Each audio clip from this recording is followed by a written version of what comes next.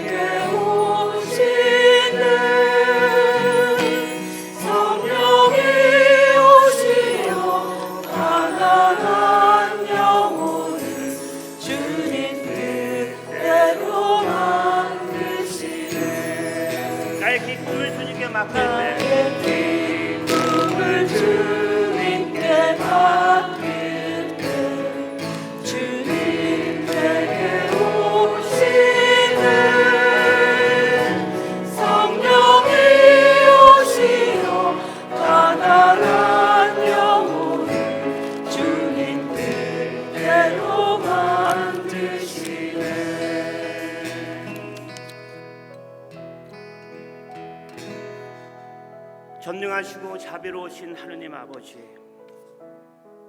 저를 이 자리에 불러주셔서 감사드립니다.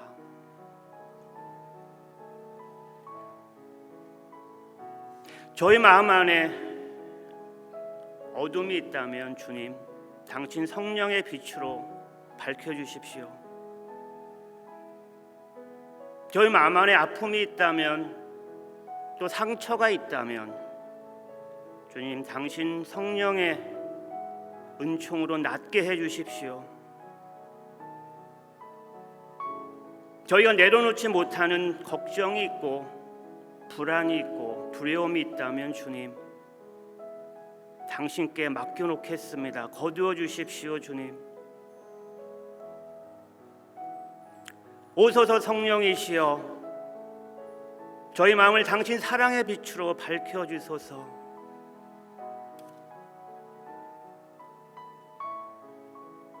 우리가 사랑하지 못하는 사람들, 용서하지 못하는 사람들, 주님, 당신 성령의 은총으로 모두 용서하게 해주소서. 사랑하게 해주소서. 당신을 따라 살아가는 삶이 참된 생명의 길이고 참된 평화의 길임을 주님 깨닫게 하소서. 주님, 저희 모든 것을 당신께 맡겨드립니다. 당신 안에 참 기쁨이 있고 참 행복이 있음을 주님 알고 있습니다. 당신이 한 걸음 용기 있게 기쁘게 걸어갈 수 있는 은총 주님 주십시오. 당신 안에서 희망을 찾고 당신 안에서 평화를 누리겠습니다. 저희를 이끌어 주십시오. 주님, 성령이여 오소서. 당신 사랑의 빛으로 우리 마음을 가득 채워주소서. 주님, 오소서 성령이시여, 이 시간 함께 하소서. 당신의 뜨거운 사랑의 불을 주님 저희 가운데 내려주소서. 저희 마음을 당신 사랑으로 밝혀주소서 주님. 아멘.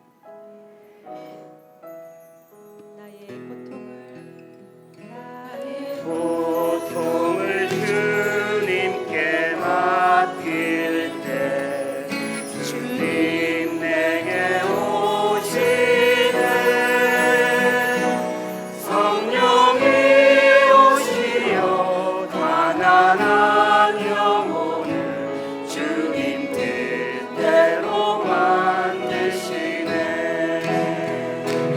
나의 분노를 주님께 맡길 때 주님 내게 오시네. 성령이 오시어 가난한 영혼을 주님 뜻대로 만드시네. 나의 전부를 주님께 맡길 때 주님 내게 오시네. 성령이 오시어 가난한 영혼을 주님 뜻대로 만드시네.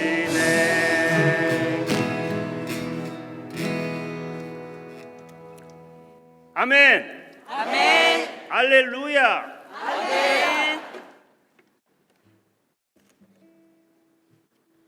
자, 저도 정신을 좀 차리고요.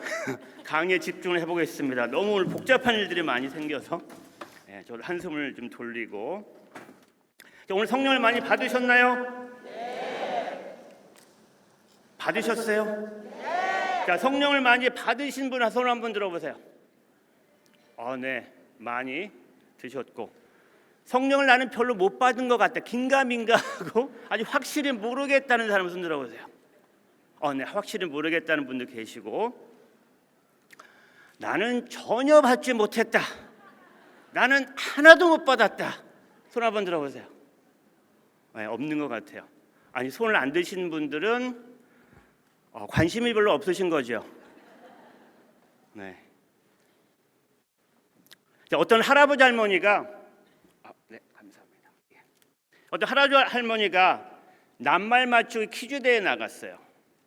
한 사람이 어떤 낱말을 설명하면 다른 사람이 그 단어를 맞추는 그런 그 퀴즈 게임 아시죠?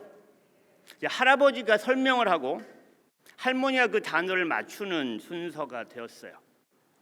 할아버지가 할머니한테 막 설명을 합니다. 막 설명을 해요, 큰 소리로. 단어는 맞춰야 될 단어는 천생연분이라는 단어였어요. 할아버지가 할머니가 자신 있게 소리를 칩니다. 막 설명을 해요. 임자, 우리 사이를 뭐라고 부르지? 우리 사이 있잖아, 우리 사이. 단번에 할머니가 대답합니다. 왼수. 할아버지가 다시 정색을 하고 설명을 해요. 아니, 왼수 말고 네 글자 있잖아, 네 글자. 할머니가 더 큰 소리로 평생 원수 그럽니다. 네, 웃으시는 분들은 다 공감하시는 얘기죠. 네. 자, 여러분, 원수와 왼수의 차이가 뭔지 아세요? 원수와 왼수가 있잖아요, 그죠? 짝대기 하나 차이긴 하지만 그 원수는요, 꼴 보기 싫은 사람을 안 봐도 되는 사람, 같이 안 살아도 되는 사람, 그런 사람이 원수래요. 왼수는 뭔지 아시겠죠? 꼴보기 싫은데 죽으나 사나 같이 살아야 되는 사람이 왼수예요, 왼수. 죽으나 사나 같이 살아야 돼. 박수를 열심히 치는 분들은 주변에 왼수가 많아, 그죠? 자, 우리가 어디 가나 왼수가 있어요. 가족 중에도 있고, 이 성당이 싫어서 저 성당을 옮겨가도 왼수가 또 있어, 거기에. 그죠? 한국에 살 때도 왼수가 있었는데 미국에 오니까 또 있어, 왼수가. 이게 어떻게 된 거예요? 자, 우리가 왼수들과 화해를 해야 돼요. 하늘나라 갔는데 왼수가 또 있으면 어떡할 거야? 그죠? 그러니까 하늘나라에도 왼수가 있으면 거기 하늘나라가 안 돼요. 그죠?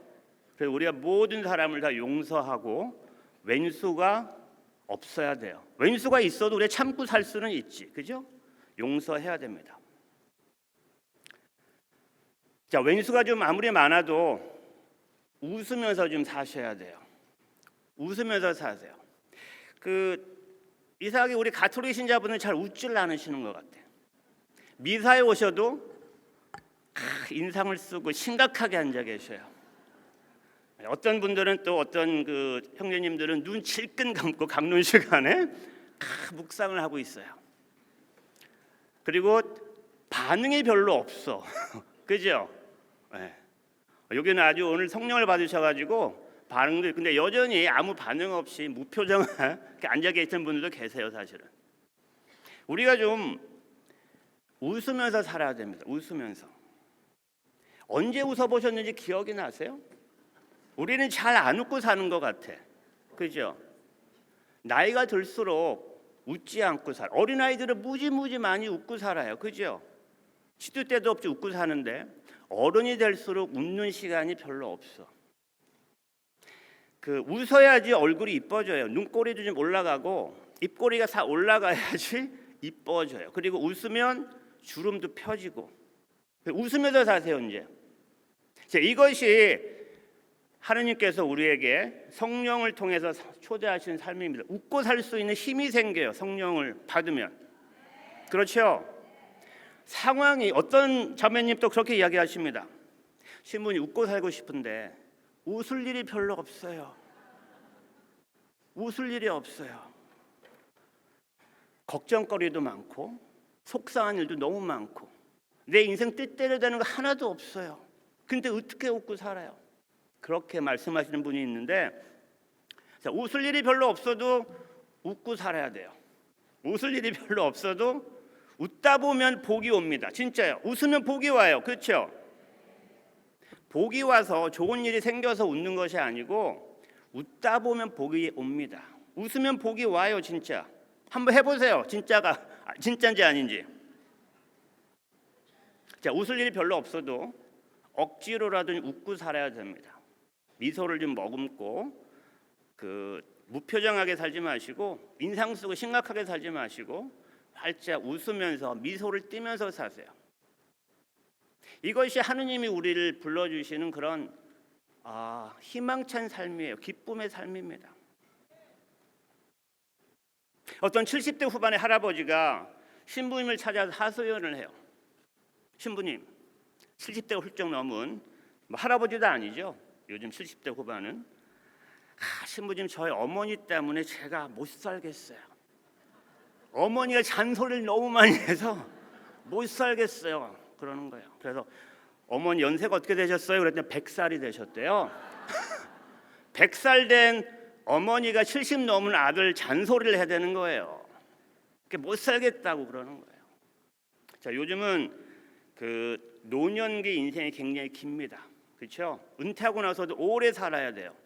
그러려면은 웃고 살아야 됩니다. 인상 팍팍 쓰고 좀 이렇게 심각하게 살면 긴 인생이 너무 재미가 없어요. 그렇죠? 그래서 웃고 살아야 됩니다.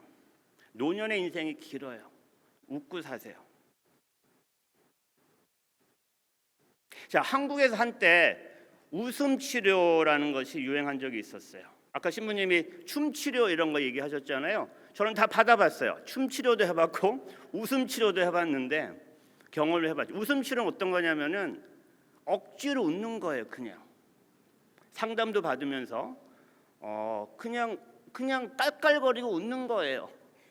마치 바보처럼 억지로 그냥 깔깔깔깔 이렇게 웃는 건데 이게 참 재밌어요. 웃다 보면은 아무리 내가 좀 힘들고 어렵고 걱정이 많아도 웃다 보면은 그 우울하고 힘든 감정이 사라져요. 그리고 웃고 나면 시원하게 웃고 나면 속이 후련해집니다. 억지로 웃을 필요가 있어요. 웃음 치료를 하는 센터도 있어요. 웃음 치료 센터라고. 한국에서 어떤 자매가 이 웃음 치료 센터를 찾아갑니다. 이 자매가 참 어려운 사정을 당했어요. 남편 사업이 갑자기 쫄딱 망해버렸어요. 보증을 잘못 써가지고 뭐 사업도 다 날라가고 집도 날라가고 뭐 몇 년 동안 모아놨던 적금도 다 털어가지고 빚을 갚아야 됐고 굉장히 어려운 사정이 됐어요. 그러다 보니까 이 자매가 우울증에도 걸리게 되고 불안하고 신경쇠약, 불면증 이런 것도 생기고 그래서 저렇게 놔두면 큰일 날 것 같다 싶어서 그 자매를 어떤 친구가 웃음치료센터에 소개를 합니다. 자, 웃음치료센터에서 이 자매가 며칠 좀 다니면서 웃는 연습도 하고 그리고 상담도 받고 그러면서 조금 마음을 고쳐먹기 시작했어요. 그래도 열심히 살아봐야 되겠다 다시 한번 결심을 하고 가정부의를 시작합니다. 그래서 가정부의를 시작할 때 하루를 마칠 때 늘 웃음으로 시작하고 그렇게 웃음 치료 연습을 계속하면서 다시 살기 시작했어요.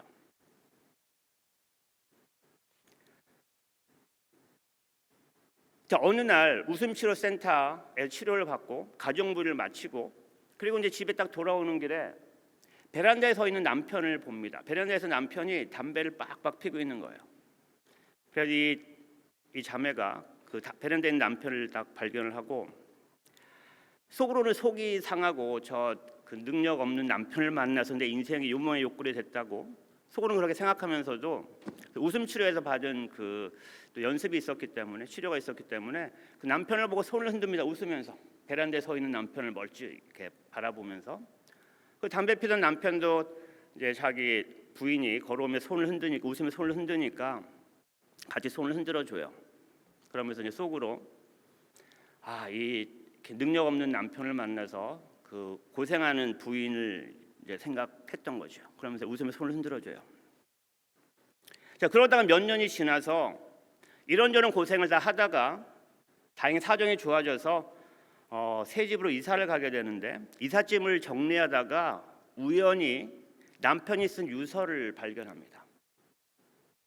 몇 년 전에 그 남편은 유서를 써놓고 담배 한 대를 마지막으로 피고 아파트 베란다에 떨어져 죽을 생각을 했었던 거예요.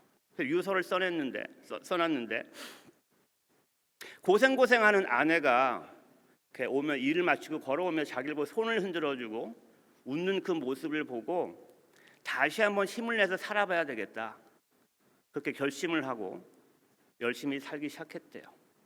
그러다 보니까 좋은 일이 또 이렇게 생겼던 겁니다. 그 작은 웃음 하나가 작은 미소 하나가 그 집안의 인생을 다 바뀌었던 거예요. 새 삶을 열어줬던 거죠. 우리가 하는 작은 사랑의 인사, 작은 웃음, 미소, 서로를 위해서 보내는 이 미소, 웃음이 인생을 바꿀 수 있는 힘이 있는 겁니다. 아무리 상황이 어렵고 웃을 수 있는 상황이 아니더라도 웃는다는 것은 그렇게 중요한 것이에요. 성령께서는 우리에게 웃을 수 있는 힘과 용기를 줍니다. 우리가 상황이 좋아서 웃는 것이 아니고 어떤 상황에서도 우리는 웃을 수 있는 희망과 용기를 가질 수 있어요. 성령이 구체적으로 주는 은총 중에 하나입니다. 성령의 은총이 가득할 때 느낄 수 있는 감정이 바로 기쁨이에요. 평화예요. 계속 평화 말씀하셨죠. 웃을 수 있는 힘이 있는 것. 자, 바오로 사도 아까 신부님 말씀하셨지만 바오로 사도는 그 어려운 상황에서 그렇게 이야기합니다. 성령에 가득 차서 기뻐하십시오. 항상 감사하십시오. 라고 얘기를 합니다. 언제 바오로 사도처럼 그렇게 기구한 인생을 산 사람도 없어요. 감옥에도 여러 번 잡혀가고 죽을 고비도 여러 번 넘깁니다. 건강도 그렇게 좋은 사람도 아니었던 것 같아요. 그런 사람이 그 엄청난 거리를 다니면서 복음을 선포해요. 감옥에 갇혀서 언제 죽을지 모르는 상황에서 기뻐하십시오라고 얘기를 해요. 감사하십시오라고 얘기를 해요. 언제 죽을지 모르는데 이 성령이 주시는 은총입니다. 아무리 상황이 어려워도 웃을 수 있는, 감사할 수 있는, 기뻐할 수 있는 용기와 희망을 가질 수 있게 돼요. 이것이 성령의 힘이에요. 왼수 같은 사람이 아무리 많아도 주변에 웃으면서 사시기 바랍니다. 저 상황이 내 마음대로 하나도 되지 않아도 웃으면서 사세요. 성령께서 함께 계십니다. 누가 저 사람 미쳤나 괜히 웃고 그러네 해도 그냥 웃고 사세요. 네. 이것이 성령을 받은 사람만이 가질 수 있는 그런 미소고 웃음이고 희망입니다. 이것이 성령께서 초대하신 기쁨의 삶이에요. 자, 성령은 마치 그런 것 같아요. 우리 마음에 숨겨놓은 보물 같은 거예요. 이 엄청난 보물 우리는 실제로 가지고 있는데 이 보물이 있는지 없는지 가끔 잊어버려. 우리는 가끔 까먹어요. 이 엄청난 보물 우리는 가지고 있어요. 근데 이 보물의 소중한 그 가치와 그 귀함을 우리는 잘 몰라요. 미국 소설가 중에 앨리스 워커라는 사람이 있습니다. 20세기 흑인 문학을 대표하는 여류 작가예요. 흑인 여성 소설가인데 그 1930년대 흑인 여성의 가난한 삶을 주제로 그 소설을 많이 써요. 이런 소설로 앨리스 워커는 흑인 여성 최초로 프리처상을 수상합니다. 그 앨리스 워커는 자신의 가난하고 힘들었던 어린 시절의 실제 경험을 바탕으로 소설을 쓰는데 이 앨리스 소설 중에 메리디안이라는 소설이 있어요. 메리디안. 소설에 등장하는 가난한 소녀의 이름이 메리디안입니다. 하루는 이 가난한 흑인 소녀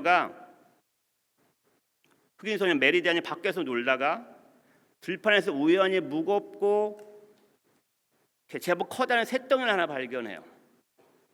먼지와 녹이 가득 낀 그런 그 쇳덩이였는데 이게 뭔가 하고 천천히 그 먼지와 녹을 닦아봅니다. 하나하나 닦아내 보니까 웬걸 놀랍게도 금덩이였어요. 금덩이. 골드바.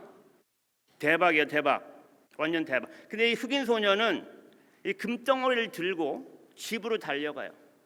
엄마, 엄마 소리치면서 집에 헐레벌떡 뛰어가서 금덩이 주웠다고 소리를 칩니다. 엄마는 뒷마당에서 그 그린 그 완두콩을 까고 있었어요. 메리디안이 엄마한테 소리를 칩니다. 나 금덩이 주웠어. 엄마 이거 좀 봐. 우리 이제 부자 됐어.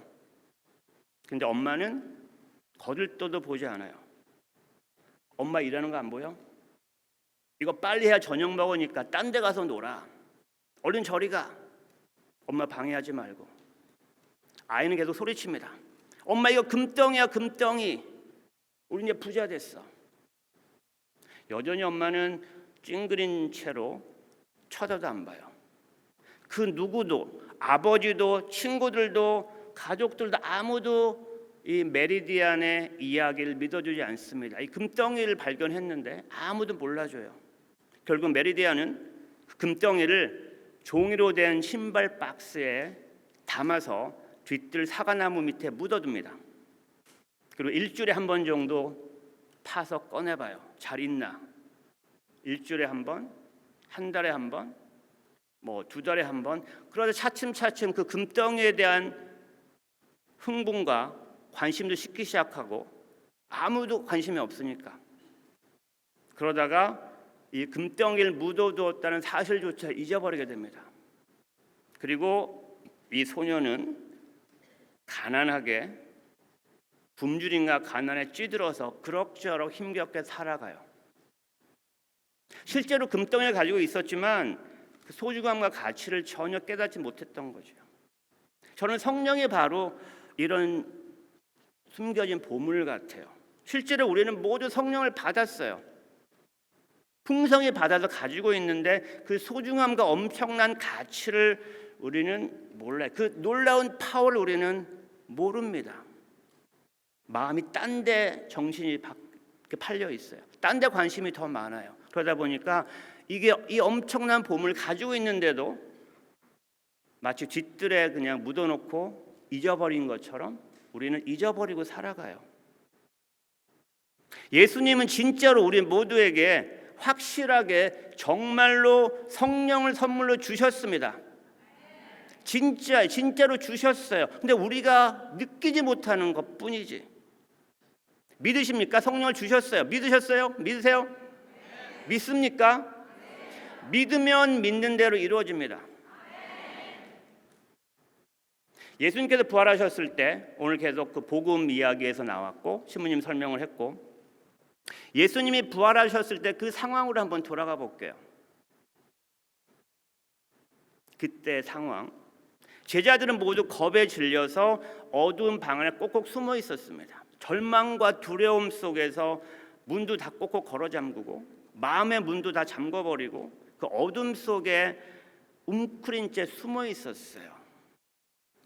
그들에게 예수님이 나타나지요. 짠 하고 부활해서 나타납니다. 첫 번째 이야기가 너에게 평화가 있기를 하고 빌어줘요.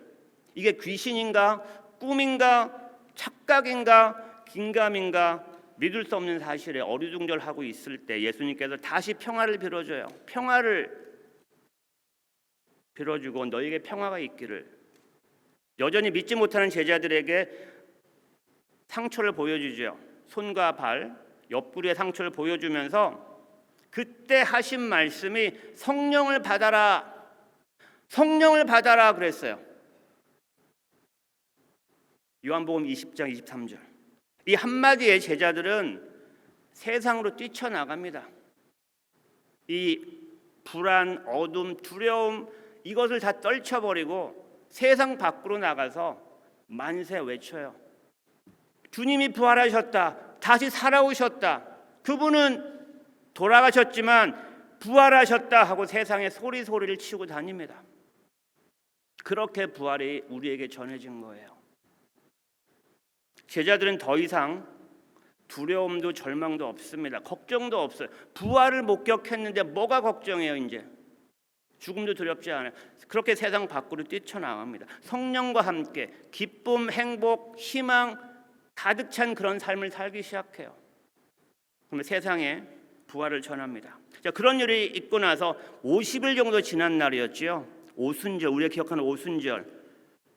자, 부활하신 예수님이 승천하셨어요.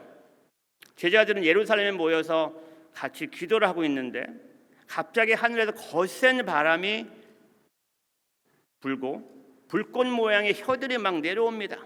각 사람 위에 내렸다라고 전해져요. 저마다 이상한 언어로 이야기를 하기 시작했다. 이날 우리는 성령 강림절이라고 부르죠. 오순절, 성령 강림절. 자, 이 성령 강림절이 왜 그렇게 중요한지를 우리 알아야 돼요. 단순히 그때 그 사람들이 성령을 받았던 그 사실만 중요한 것이 아니라 성령 강림절에 갖는 진짜 의미가 있어요. 이걸 기억해야 됩니다.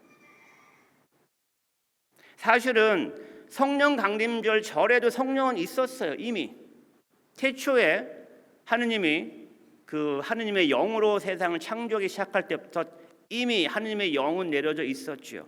그리고 구약 시대 예언자들, 위대한 왕들 전부 성령을 받고 활동을 했어요. 성모 마리아 성령으로 말미암아 잉태하지요. 성령은 이미 있었는데 왜 그날 성령이 온 것이 그렇게 중요한 건지 그 의미를 다시 한번 우리가 새겨야 돼요. 자, 성령 강림절 전에는 성령이 특별한 인물한테만 내려졌어요. 특별한 사람, 뽑힌 사람, 특별한 사명을 가진 사람, 하느님이 특별히 부른 사람만 성령을 받았는데 이제는 성령 강림 사건을 계기로 교회 모든 사람한테 성령이 주어졌다는 거예요. 모든 사람한테, 교회에 속한 사람들, 그리스도를 구세주로 믿는 사람들, 이 모든 사람들에게 성령이 그대로 내려진 거예요. 완전히. 우리 모든 성령을 받은 사람들입니다. 축하드려요. 축하드립니다. 성령을 받으신 여러분들.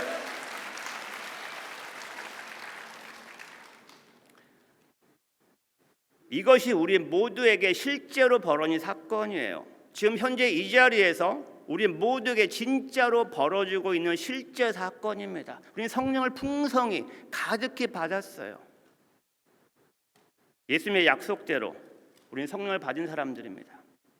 예수님이 승천하시면서 제자들에게 약속을 하지요. 우리 모두에게 하신 약속이에요. 세상 끝날까지 내가 너희와 함께 있겠다. 성령이 우리와 현존하시면서 예수님 우리와 함께 계시며 세상 끝날까지. 성령을 받은 여러분들, 우리는 기쁘게 살 수 있어요. 희망적으로 웃으면서 살 수 있어요. 이것이 성령이 초대한 새로운 삶입니다. 우리 모두는 그 삶의 초대를 받았습니다. 믿으세요? 믿으세요? 믿습니까? 우리는 영원한 생명을 약속받았고 성령을 가득 받은 사람들이에요. 그래서 평화가 가득한, 기쁨이 가득한 삶을 살 수 있어요. 뭐가 걱정이에요? 왼수들의 주변에 아무리 많아도 걱정할 일이 없어요. 예? 신나게 웃으면서 사세요. 주님의 은총과 축복이 우리 모두에게 가득 내려졌습니다. 근데 뭐가 걱정이에요? 성령이 있는데.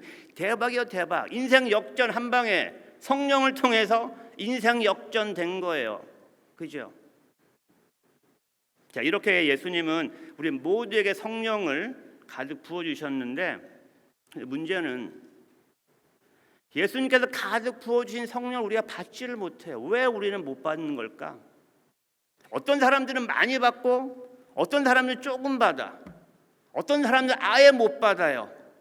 예수님은 주셨는데 세상에 비를 내리는 것처럼 공평하게 모든 사람에게 똑같이 성령을 엄청 내려주셨는데 어떤 사람은 받고 어떤 사람은 못 받아. 그리고 그 성령을 느끼지 못하고 살아요. 그 차이가 뭘까요, 도대체? 이유는 우리 마음의 문제입니다. 마음이. 성령을 가득 받을 수 있는 마음의 준비가 되어 있어야 돼요. 내가 문제예요. 내가. 저 왼수가 문제가 아니고 내가 문제예요. 내가. 자, 우리 마음이 너무나 많은 것들로 가득 차 있습니다. 성령이 들어올 자리가 없어요. 마음이 비워져야, 어느 정도 비워져야 그 공간 안에 성령이 들어오시는데 너무나 많은 것이 꽉꽉 차 있어서 성령이 들어올 자리가 없어요. 성령이 들어오시도록 자리를 내어줘야 됩니다. 예를 들어서 제가 고백성사 듣고 면담도 하고 공통적으로 느끼는 것은 쓸데없는 걱정이 너무 많아요. 쓸데없는 걱정이 너무, 한두 가지도 아니야. 너무너무 많아. 몇 가지를 해요? 5만 가지 걱정을 다 하고 있어요. 한두 가지도 아니야. 5만 가지 걱정. 그 5만 가지 걱정 따져보세요. 쓸데없는 것이 대부분이에요. 걱정을 하고 살고 있으니 성령이 들어올 자리가 없어요. 세계 평화도 걱정이고, 그죠? 우리 이 나라 대통령도 걱정이고, 주식시장도 걱정이야. 이 경제가 살아나는데 그것도 걱정. 그죠? 자식들도 내 마음대로 하나도 안 돼. 그죠? 이 자식들 말을 안 들어. 고생 키워놨더니 또 자식들 크면 클수록 서운한 게 더 많아져요. 그죠? 미치겠어. 이거 왼수가 따로 없어, 진짜. 이게 진짜 왼수예요. 죽으나 사나 같이 살아야 돼. 그래도 어떡해. 그죠? 오늘 집에 가서 저녁을 뭐 먹지? 내일 성령대 또 오는데 무슨 옷을 입고 오지? 이런 걱정도 해요. 그죠? 걱정이 끝이 없어요.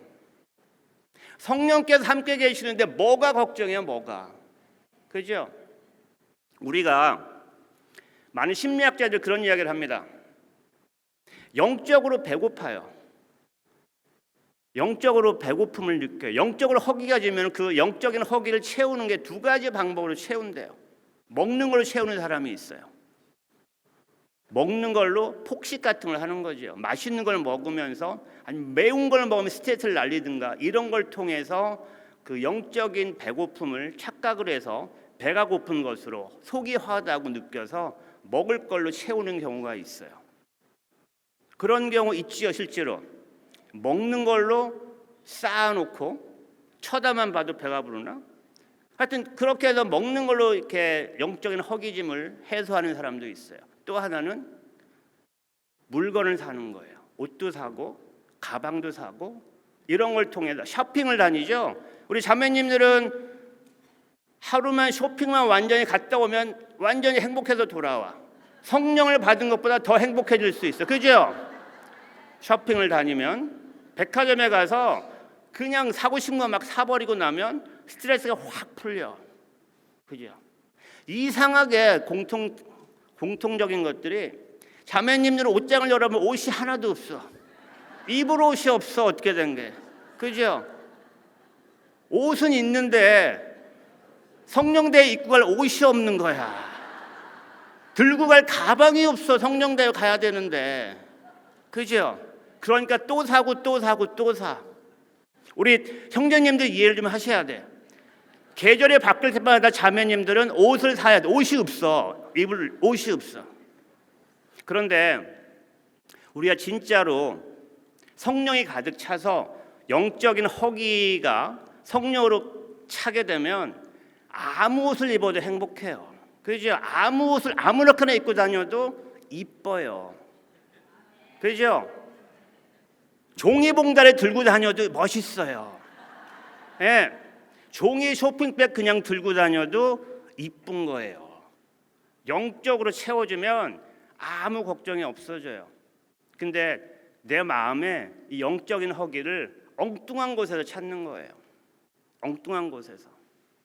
괜히 먹는 걸로 채우고 괜히 백화점 가서 뭐 사고 절대 채워지지 않아요. 옷장은 옷이 넘쳐도 입을 옷은 항상 없어. 진짜예요. 이 심리학자들이 제 얘기가 아니고 심리학자들이 하는 얘기예요. 자, 무슨 옷을 입을지 무슨 백을 들고 갈지 걱정할 필요가 없어요. 성령을 받으면. 그런 것들이 우리가 성령을 받지 못하게 하는 그런 이유가 돼요. 고백성사를 들어봐도 고백성사도 별거 아닌 죄들이 너무 많아. 저런 게 왜 걱정이지? 진짜요. 그리고 너무나 많은 자식들한테 가족들한테 너무나 많은 것들을 포기를 못하고 살아가. 너무나 많은 것들을 걸고 살아가요. 내려놓으셔야 됩니다. 그렇지 않으면 성령이 올 자리가 없어요. 성령께서 함께 계시는데 뭐가 걱정이고 왜 배가 고파요? 성령이 계신데. 자, 요한복음에서 성령은 그리스어로 파라클레토스라고 적혀 있습니다. 이 말을 우리말로 협조자, 변호자, 대변자, 보호자 이렇게 번역을 했어요. 원래 파라클레토스라는 말은 법정 용어였대요. 예를 들어 누가 우리를 고소를 했어요. 법정에서 내가 변호사가 필요하잖아요. 나를 대신해서 변호해주는 사람, 나를 보호해주고 나를 대변해주고 이런 역할을 하는 존재가 바로 성령이에요. 내가 평생 살아가면서 내 편에 서서 나를 도와주고 나를 변호해주고 나를 지켜주고 보호해주는 이런 역할을 하는 존재가 성령입니다. 그 성령을 풍성히 가득 내려줬어요. 뭐가 걱정이에요? 뭐가? 자식들이 왼손에 속을 새겨도 뭐가 걱정해요? 웃으면서 그냥 대하세요. 웃으면서. 인생이 달라집니다. 웃기 시작하면. 그리고 내가 성령을 받았다는 사실을 믿기 시작하면서 인생이 바뀌기 시작해요. 믿으세요. 제발. 우리는 받았어요. 성령을 무지무지 풍성히. 와우, 대박. 이것이 대박이에요. 받았어요. 근데 받았느냐 안 받았는지 몰라. 긴가민가 받았나? 느낌이 별로 없어. 근데 진짜로 받았다는 사실을 믿으시기 바랍니다. 성령을 받아라. 예수님께서 말씀하신 진짜 사실이에요. 성령을 받은 사람들 보세요. 제자들 바오로 사도 어떻게 살았나? 그 어렵고 힘든 그 상황에서도 기뻐하며 살았어요. 감사하면서 살았어요. 웃으면서 살았어요. 우리가 겪는 작은 문제들은 왼수들이 속 썩이는 이런 작은 것들은 별것도 아닌 문제예요. 웃으면서 살아요. 성령이 함께 계시니 걱정할 것이 없습니다.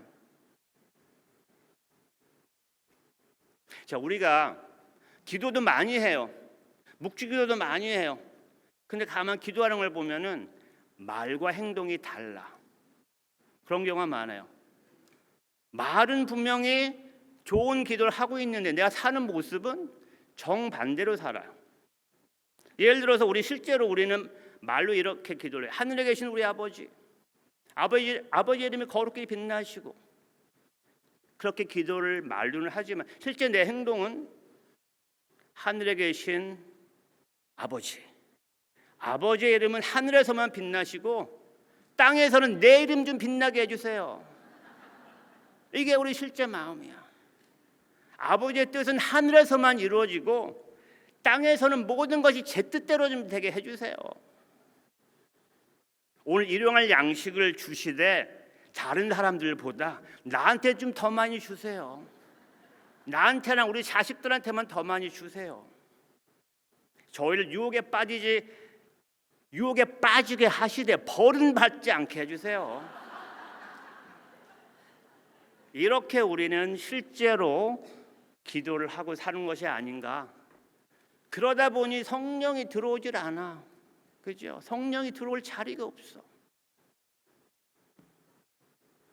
자, 예수님은 진짜로 우리 모두에게 성령을 가득 부어주셨습니다. 이건 사실이에요. 진짜 사실, 팩트예요, 팩트.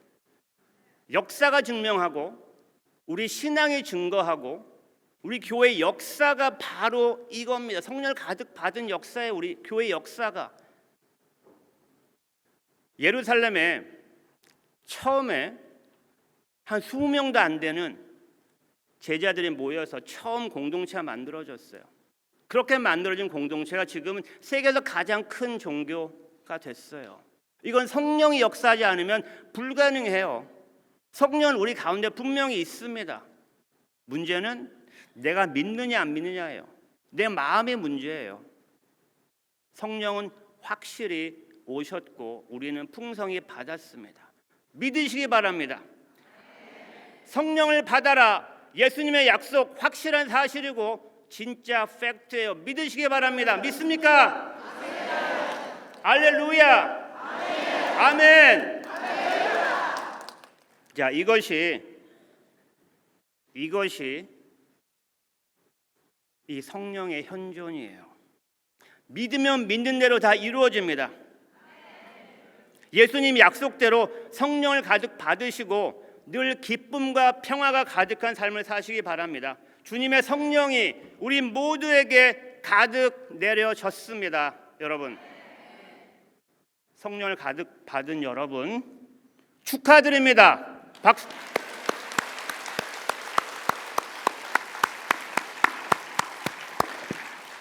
기쁘게 웃으면서 사세요. 진짜로요. 성령이 있는데 뭐가 걱정, 속상한 일, 왼수들 다 필요 없어요. 성령만 믿고 가는 겁니다. 인생 한방, 인생 역전, 성령의 힘으로 인생 역전 하시기 바랍니다. 아셨죠?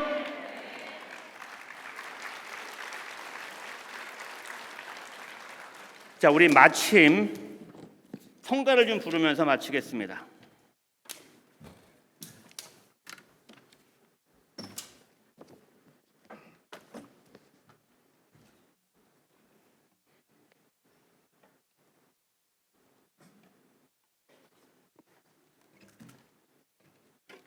네, 우리 전부 일어서실까요? 일어서셔서 성령 성가죠. 네, 성령 성가 힘차게 같이 부르시면서 진짜 성령을 느껴보시기 바랍니다.